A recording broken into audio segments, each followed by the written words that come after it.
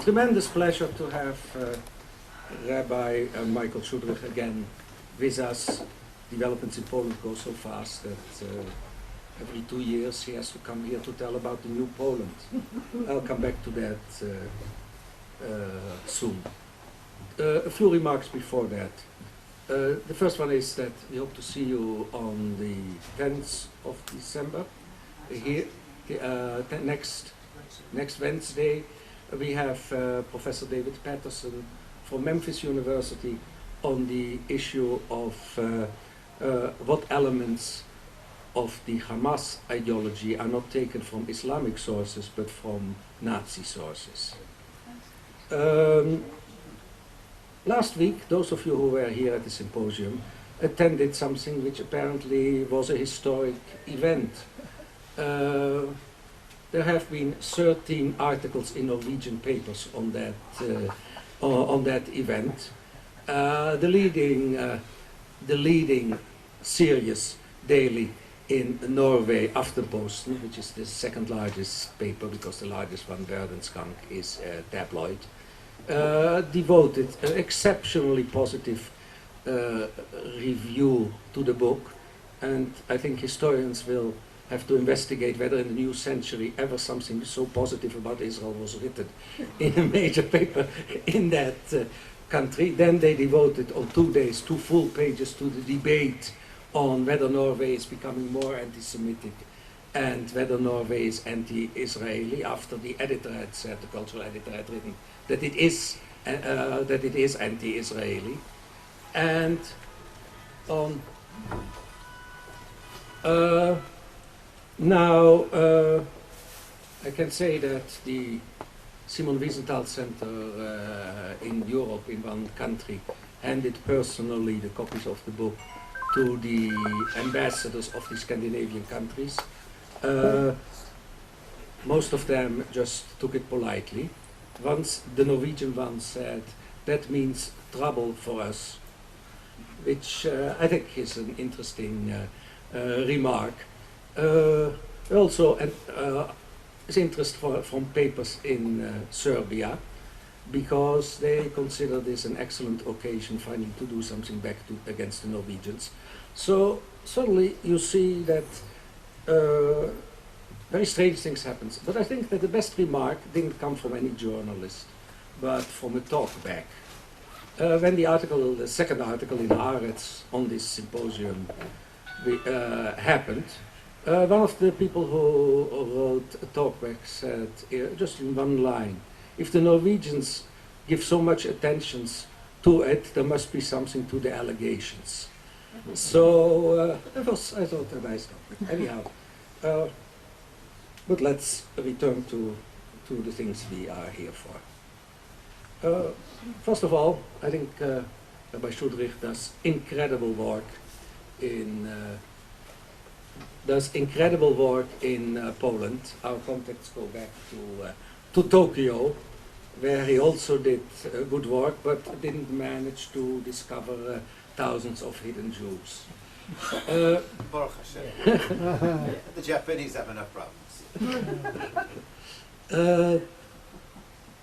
Rabbi Schudrich is New York born. He was the rabbi of the Jewish community of Japan. He was working in Poland in 1990 on behalf of the Ronald Lauder Foundation.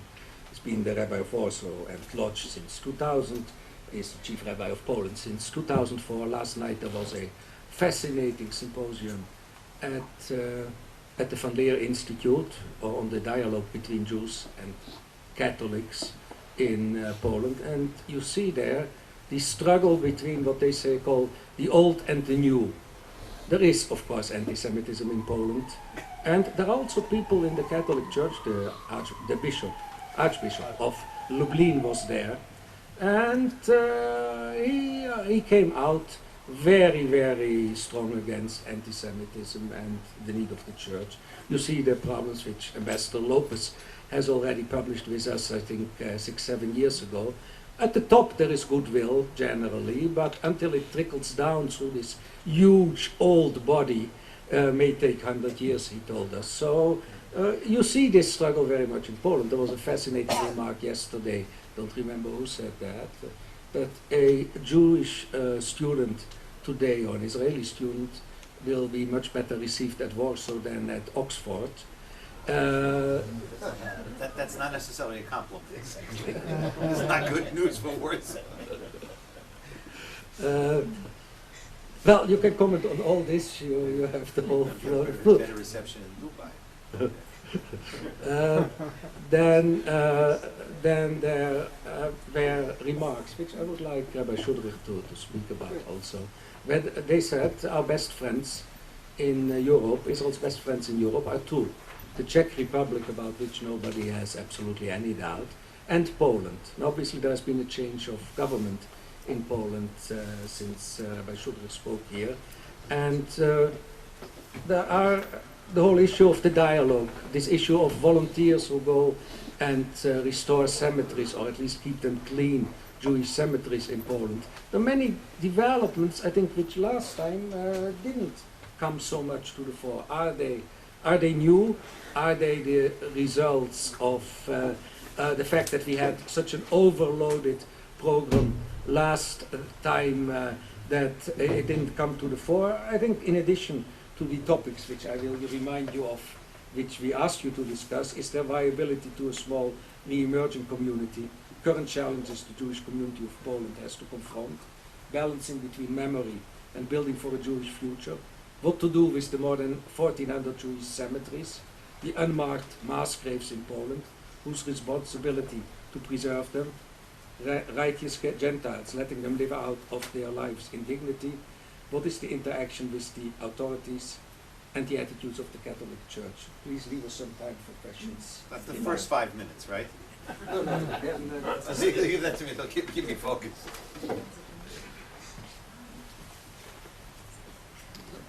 Thank you very much. It's always a great pleasure and an honor to be here. I very much would like to spend the time together this morning as in a kind of a continuation of what I said here. Is it 2 years ago already? But I think it may be wise, in case clearly there's some people that weren't here 2 years ago, so I will give a 3-minute summary of what I said 2 years ago. Then you can kick yourself for coming 2 years ago. You could have heard it in 3 minutes. September 1st, 1939, World War II begins. Germany invades Poland. At that point, there are 3.5 million Jews living in Poland, representing approximately 10%, 12% of the general population. By the end of 1944, 90% of all those Jews have been murdered, no longer alive, murdered by Germans and their accomplices. That fact is so overwhelming, so horrific, that often we don't stop to think that, well, in fact, how many Jews were left? 10% of 3.5 million is still 350,000 Jews. Poland, in the years after the war, had 350,000 Jews. Where are they today? The overwhelming majority opted out of Poland in the years just after the war. They came to the decision that Poland was not going to be a place where they wanted to rebuild their lives. So over the period of 25 years, from 45 to 70, the vast majority of Jews left. To oversimplify and generalize, if you want to maintain your Jewish identity, leave Poland. If you decide to stay in Poland, give up your Jewish identity. And so it made good sense in post-Holocaust, Soviet-occupied, communist Poland, if you wanted to say the sentence, I am a Jew, to leave Poland. And the vast majority did. Those who didn't leave, for whatever reasons, often gave up their Jewish identity to the extent that they didn't tell their children or grandchildren that they were Jewish. The abandonment of Jewish identity is not assimilation. Assimilation, I would define as the loss of cultural, ethnic, religious meaning. I know my parents or my mother or my father was Jewish, but it doesn't mean anything to me today. I do not consider myself as part of the Jewish people. That is assimilation.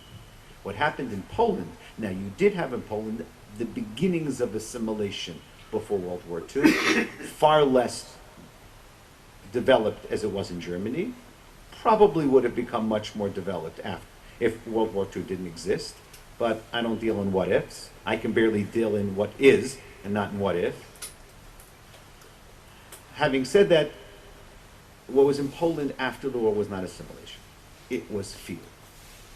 People were afraid. People experienced the worst of Nazi occupation, the longest occupation. I don't like to use the word the cruelest occupation because I don't want to get into competitive tragedy or competitive pain. It's all horrible. It's all catastrophe. But it's 6 years of occupation, followed almost immediately by Soviet communist occupation. Clearly, there was nothing that happened in 50 years, from 39 to 89, that said to a Jew living in Poland, it's a good idea to say that I'm Jewish. It's safe to say I'm Jewish.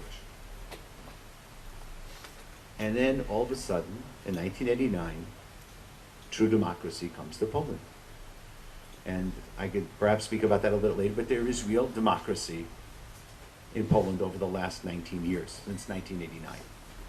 As I like to say, there are no hanging chads in Poland. For you Americans that still remember 2000.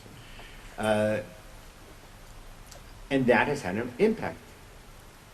And this is not a communal thing. This is a very personal thing. Now, I know that I'm Jewish. I know that I saw what I saw during World War II. I know what I saw in Kielce, what I read about in Kielce. I mean, so if I'm the survivor, I know what happened on July 4th, 1946 in Kielce. 42 Jews murdered for being Jews. Was it the left? Was it the right? Was the right pretending to be the left? I think as a survivor, who cares? They're still killing Jews. And then in 48, again, a bit of an anti-Semitic campaign. 56, yet again. And in 68, the infamous Gomulka anti-Semitic campaign. So you could say that anyone who stayed in Poland until 1989 made a very rational decision in saying it wasn't a good idea to say you're Jewish. And then all of a sudden, 1989, the world changes. And since that time, thousands and thousands, and it still continues, people discovering they have Jewish roots. And not only people discovering they have Jewish roots, in other words, not only that grandma or dad finally has told me that I'm really Jewish or I have Jewish roots, but even those who kind of knew it all along, now, after nearly 20 years of democracy, say, well, you know, maybe I can do something Jewish. So now comes the good part, the stories. So, for example, a few months ago came to me a man around my age, said, my mother just died. My mother was Jewish, my father wasn't Jewish. We buried mom next to dad in the non-sectarian cemetery. Never did anything Jewish in my life, but I feel now the need to say Kaddish. Now you could say that there could also be a Western European phenomenon. People who never did anything Jewish in their life, mother dies, you feel you have to say Kaddish.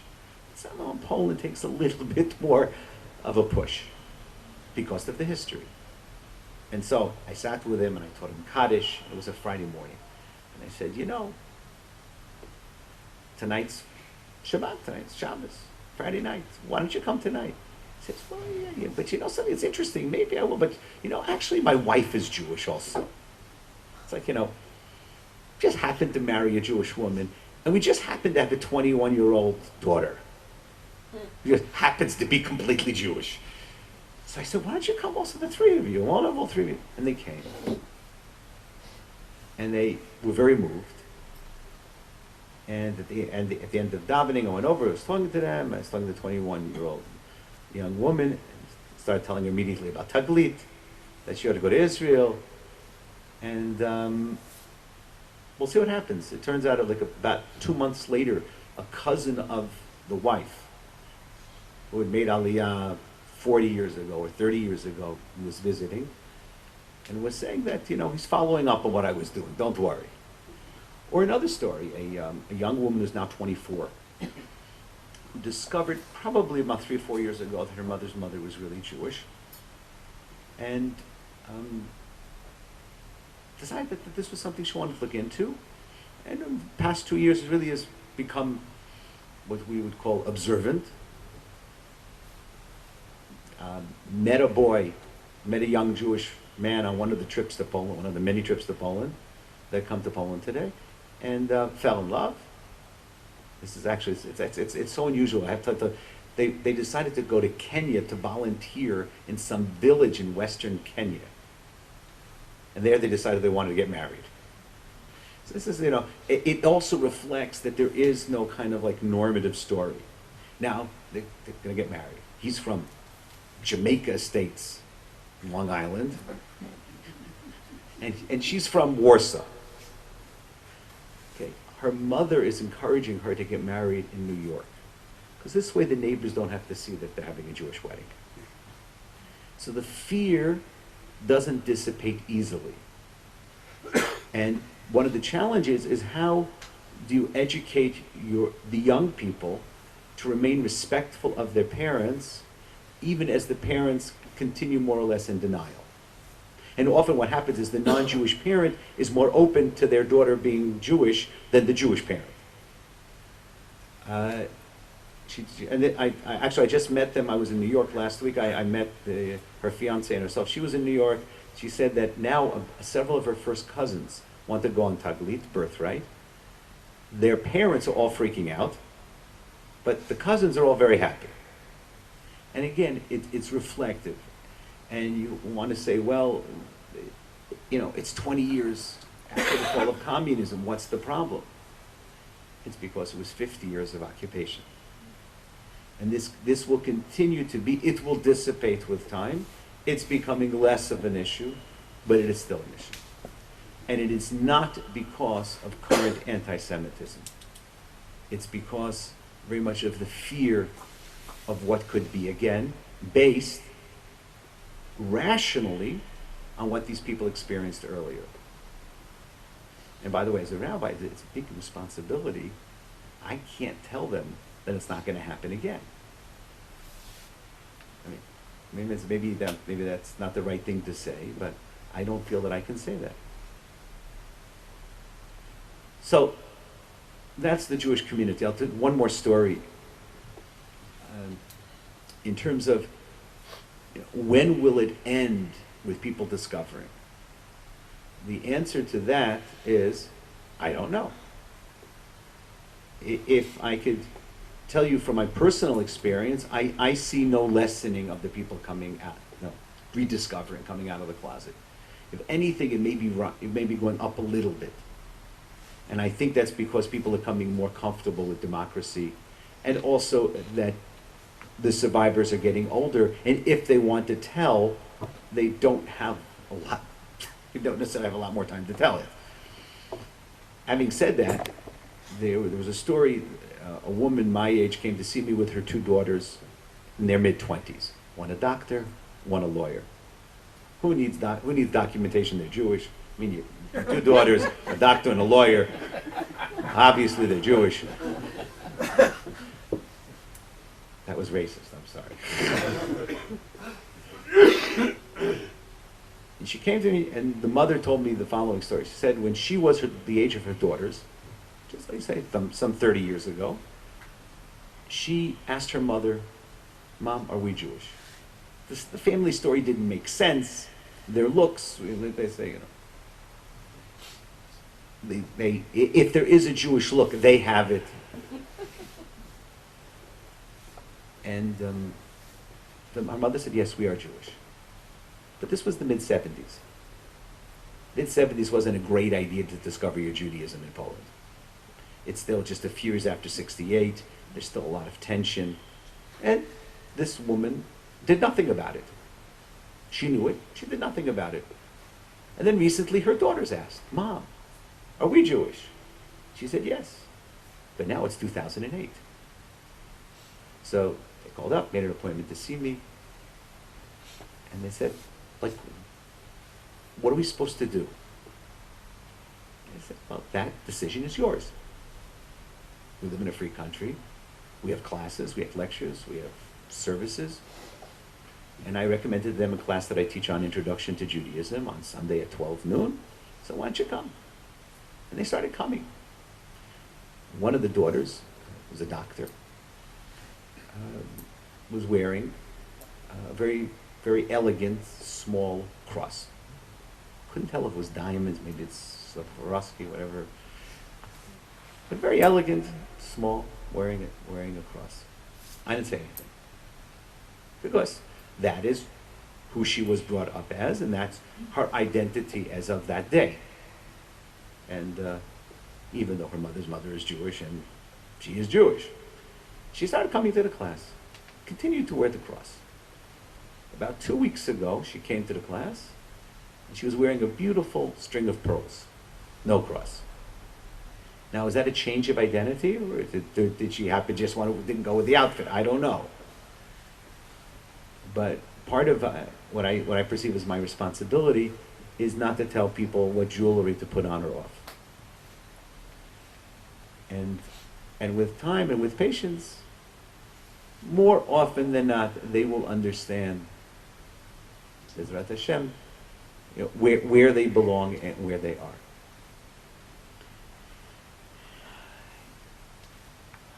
In terms of numbers, by the way, in terms of numbers, in the last 3 years, the Jewish community of Warsaw has gone from 250 families to over 550 family members.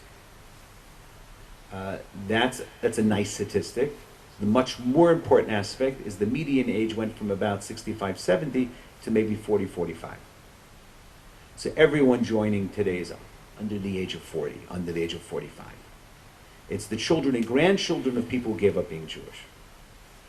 And they're making the decision they want to be a member of the community. And this is no longer an unbelievable thing. This is kind of like becoming a little more normal.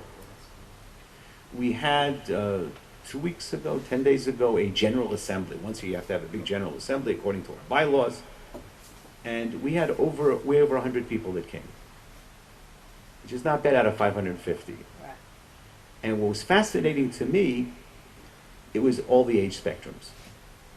You really had from the youngest to people who were 80 plus, all of them concerned enough to come out on a Sunday afternoon to a very typical Jewish community. Well, one of the forms of Jewish communal general assemblies, they tend to be boring sometimes.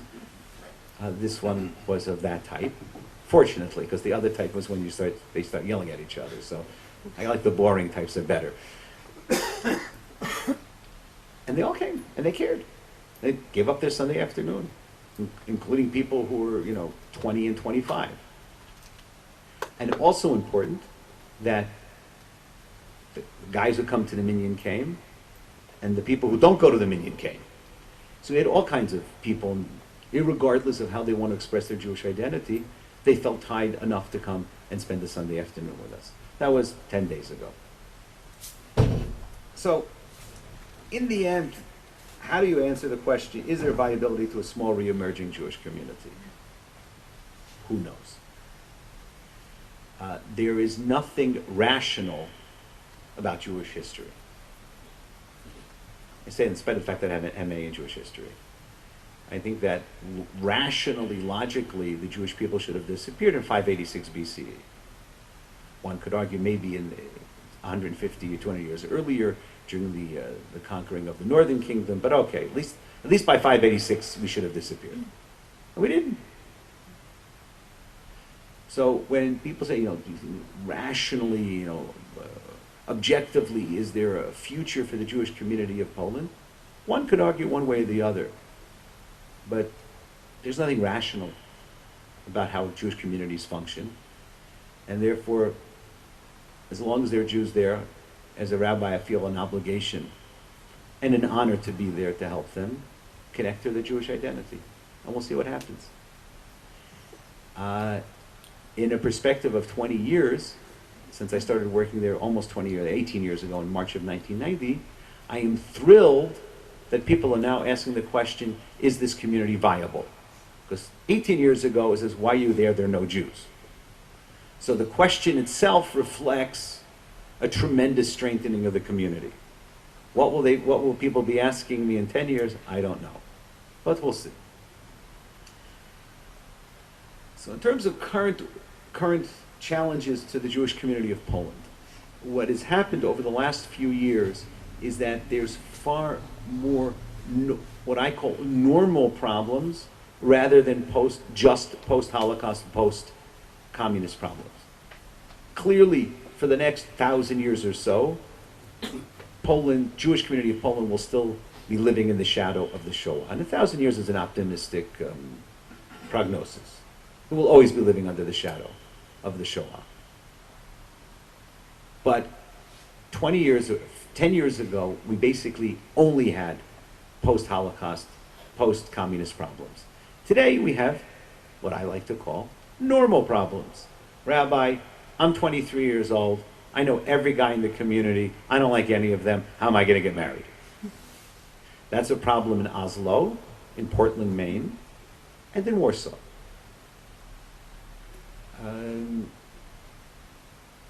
My kids are, my son is 15. He's decided to become frum, but he's got no other frum friends. What is he supposed to do? Again, it's a problem of a normal, small Jewish community. Now, why the Jewish community of Poland is small is because of the Shoah. But trying to work in it in 2008, in 2009, and onwards, it is now beginning to have normal, small Jewish community problems. I'm not sure exactly where we were 2 years ago. I think we already had Chabad, we already had also a small Reform community. They continue to exist. There continues to be cooperation. There continues to be tension. There continues to be fights. Again, reflecting what appears to be the beginning of a normal Jewish life. I have to say that I think the Reform movement the Reform community should be very proud. They've already hired their first female rabbi and fired her. So this is also a sign of progress.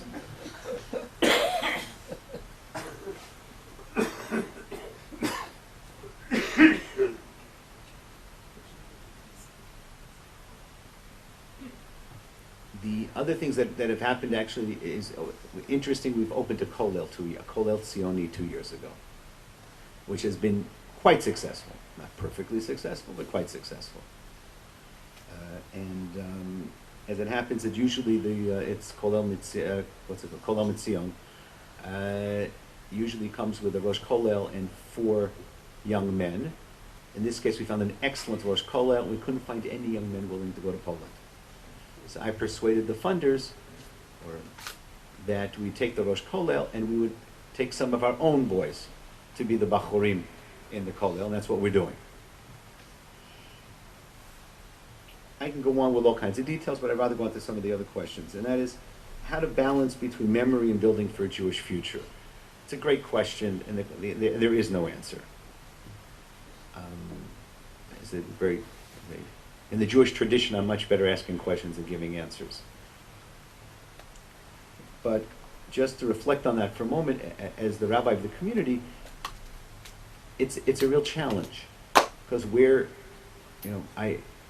it's clear to me that my main obligation is towards the living Jewish community and to helping them with their Jewish identity and strengthening themselves and however they want to express their Judaism. But there's a tremendous Jewish past. And how do you balance that? And how much time do you spend? And how much do you, when you teach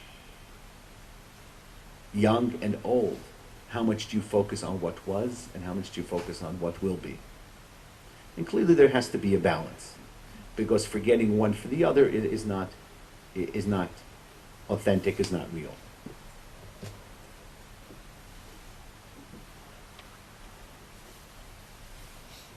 What to do with more than 1,400 Jewish cemeteries?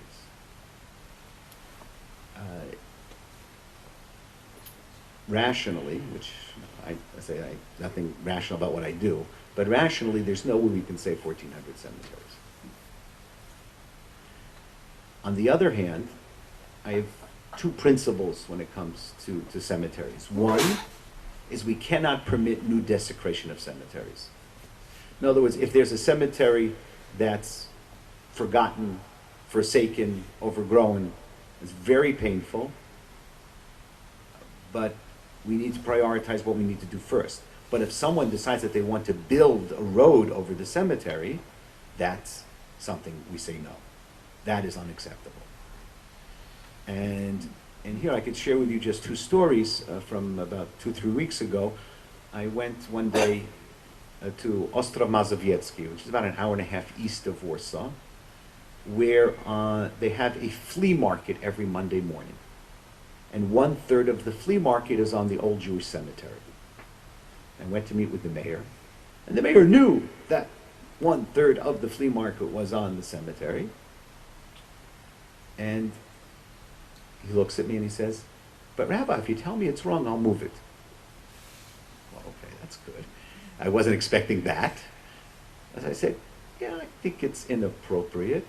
I said, "Okay, we'll move it." Now, how long will it take him to move it? I don't know yet. I also strongly suspect that he's trying to develop his town, and he doesn't like a flea market in the heart of the town, and he preferred to keep it as a cemetery and then to build shopping malls because it's better for the economy. But I'm completely in favor if the economic needs of the town meshes with mine. I'll use whatever it takes to preserve cemeteries. And then I went to another town, Jewry, which is about an hour west of Warsaw. And there was very nice, and we had the mayor's office, and they actually translated the Jewry's Yiskerbuch into Polish. He gave me a copy. And he said, we want to develop the land behind the cemetery, and we need to extend the road. And the city planner thinks it's the best idea to have the road curve. If you can imagine, this is the corner of the cemetery, to have the road, the new road, go like this over the cemetery. So rule number one is, don't freak out. Don't get all upset.